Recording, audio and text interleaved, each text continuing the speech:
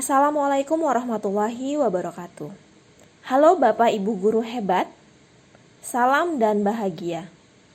Perkenalkan, saya Tuti Miniarti SPD, calon guru penggerak Angkatan 7, Unit Kerja SMA Negeri 3, Kota Medan.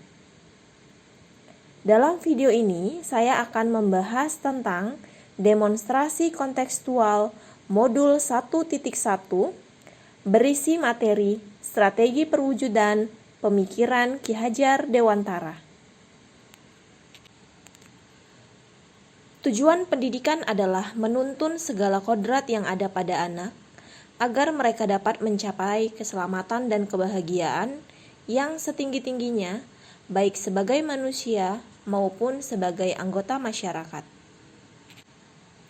Hal ini sesuai dengan pemikiran Ki Hajar Dewantara, yaitu anak-anak hidup sesuai kodratnya sendiri, sementara pendidik hanya dapat merawat dan menuntun tumbuhnya kodrat tersebut. Pendidikan pada anak berhubungan dengan dua kodrat utama, yaitu kodrat alam dan kodrat zaman. Kodrat alam merupakan kekuatan, potensi, atau keadaan diri yang secara alamiah atau idiosinkratik sudah melekat pada diri masing-masing individu. Sementara, kodrat zaman adalah kekuatan, potensi, atau keadaan diri yang berubah secara dinamis sesuai dengan kondisi sosial budaya masyarakat atau perkembangan zaman. Pendidikan yang memanusiakan dan memerdekakan adalah pendidikan yang berpihak dan berhamba pada anak didik. Hal ini bertujuan untuk memaksimalkan potensi minat dan bakat yang dimiliki oleh setiap anak. Konsep pendidikan ini juga yang mengantarkan anak didik pada pertumbuhan dan perkembangan dalam menemukan, mengembangkan, serta menjadikan anak didik kita sebagai manusia yang utuh dan penuh atas dirinya sendiri. Alasan mengapa guru perlu menyusun strategi yang sesuai dengan pemikiran Ki Hajar Dewantara adalah sudah seharusnya guru tidak lagi berperan sebagai sumber utama dalam pengetahuan, melainkan juga sebagai fasilitator yang mendampingi proses pembelajaran dan melayani kebutuhan anak didik dengan memenuhi hal yang bisa membuat anak didik tersebut berkembang secara optimal sesuai dengan kodratnya. Selain itu, guru juga harus mampu membuat suasana yang nyaman untuk belajar.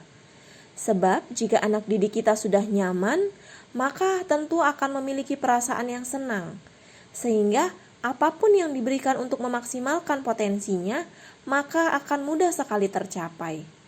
Bagaimana pemikiran Ki Hajar Dewantara dapat dikembangkan dan diterapkan di kelas ataupun di sekolah? Bapak Ibu guru hebat, ada beberapa contoh implementasi atau penerapan pemikiran Ki Hajar Dewantara yang dapat dilakukan di kelas saya. Yang pertama, saya membuat kesepakatan kelas untuk dapat menumbuhkan pembiasaan-pembiasaan positif pada diri murid-murid saya. Karakter yang saya harapkan adalah mereka dapat berjiwa disiplin, tanggung jawab, gotong royong, peduli, dan toleransi. Yang kedua, saya berusaha menghadirkan suasana nyaman dan menyenangkan selama pembelajaran berlangsung. Misalnya, dengan mengadakan ice breaking, kuis, maupun games. Yang ketiga, saya memfasilitasi siswa saya dengan pembelajaran berbasis teknologi sesuai dengan perkembangan zaman saat ini. Misalnya, saya mulai menggunakan media atau bahan ajar menggunakan flipbook, asesmen yang dilakukan dengan Quizizz, Kahoot, serta penugasan dengan pembuatan poster dengan beragam aplikasi. Dalam pelaksanaan implementasi pemikiran Ki Hajar Dewantara, saya mengalami beberapa tantangan.